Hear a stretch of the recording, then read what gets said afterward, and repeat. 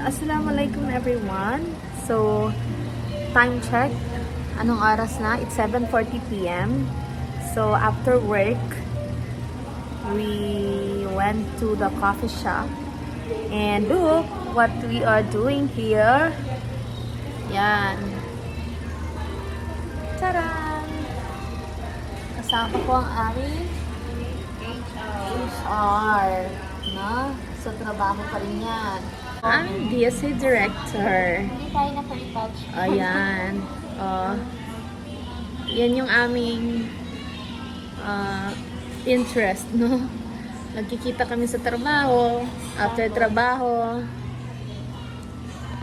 trabaho pa rin dahil ito yung kaligayahan namin. Tama yan. Yes, yun ang kaligayahan namin, yung magtrabaho. Yes. Complete pala no.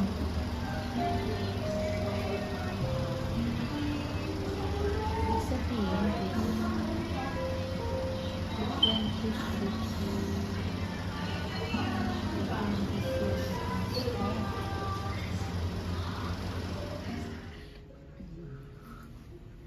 Nasa nagpunasto ng kilay ko ka mga galing sa kilay ko. Parang yan.